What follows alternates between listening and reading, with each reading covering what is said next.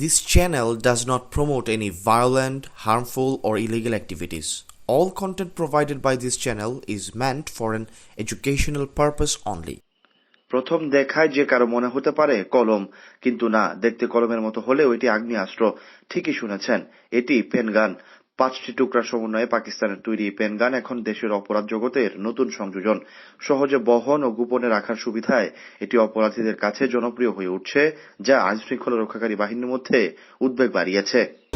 প্রসঙ্গত, গত 3রা এপ্রিল রাজধানীর পুরান ঢাকায় যুবদল নেতা মোহাম্মদ রাসেলকে বাসা থেকে নয়াবাজারে ডেকে নিয়ে গুলি করে কয়েকজন সন্ত্রাসী। আহত অবস্থায় তাকে প্রথমে ঢাকা মেডিকেল কলেজ হাসপাতালে, পরে একটি বেসরকারি হাসপাতালে ভর্তি করা হয়। একটি দোকানের দখলের জের ধরে হত্যার উদ্দেশ্যে রাসেলকে গুলি করে সাইমন। এ ব্যাপারে কোতোয়ালি থানায় একটি মামলা দায়ের করা হলে ঘটনায় জড়িত সন্দেহে সুহেল উর্ফে কাল্লু ও সাইমনকে গ্রেফতার করে ডিবি পুলিশ। পরবর্তীতে কাল্লুর স্বীকারোক্তির সূত্র ধরে তার বাড়ির টেবিলের ড্রয়ার থেকে অত্যাধুনিক ছোট এই পেনগানটি উদ্ধার করা হয়, যা একটি সিগারেটের প্যাকেটে লুকানো ছিল। পুলিশের ধারণাই ছিল না সিগারেটের প্যাকেটে থাকা পৃথক পৃথক 5টি স্টিলের টুকরা কিভাবে মারণাস্ত্র হতে পারে। গ্রেফতার কাল্লুই 5টি টুকরা একে একে জোড়া লাগিয়ে সেটিকে পিস্তলে রূপান্তর করে।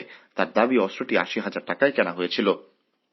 পুলিশ জানায়, দেখতে সাধারণ স্টিলের কলমের মতো এই অস্ত্রে থাকে .22 ক্যালিবার বুলেট। সাধারণ কলমের আড়ালে লুকানো এই একনোলা ছোট পিস্তল একেবারে একটি গুলি ছুড়ে। এর মাথার দিকে একটি পুশ বাটন থাকে, যা চাপ দিলেই গুলি বের হয়। ডিএমপির যুগ্ম কমিশনার মোহাম্মদ নাসিরুল ইসলাম বলেন, এ ধরনের অস্ত্রের ব্যবহার ঢাকায় আগে দেখা যায়নি। এটি কিভাবে দেশে এসেছে এবং এর নেটওয়ার্ক খুঁজে বের করতে একাধিক দল কাজ করছে। এটি তার একটি ব্যতিক্রমধর্মী অস্ত্র এবং অস্ত্রটি একটি ইউনিক অস্ত্র, যে অস্ত্রটি দেখতে একেবারে হুবহু কলমের মতো, যেটা বিভিন্ন জায়গায় পেন গান হিসাবে পরিচিত। তাই পেন গান হিসাবে পরিচিত এটি আমাদের কাছেও মনে হলো যে অপরাধীরা এ ধরনের অস্ত্র ব্যবহারের ঘটনা ইতোপূর্বে তেমন সংগঠিত হয়নি। তদন্ত সংশ্লিষ্টরা বলছেন, উদ্ধার হওয়া এই পেনগানটি মূলত পাকিস্তানের তৈরি।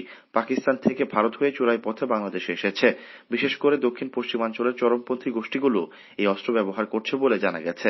এর ক্ষুদ্র আকৃতি এবং ছদ্মবেশের কারণে এটি পকেটে বা সিগারেটের প্যাকেটে লুকিয়ে রাখা সহজ, যা সাধারণ তল্লাশিতে ধরা কঠিন।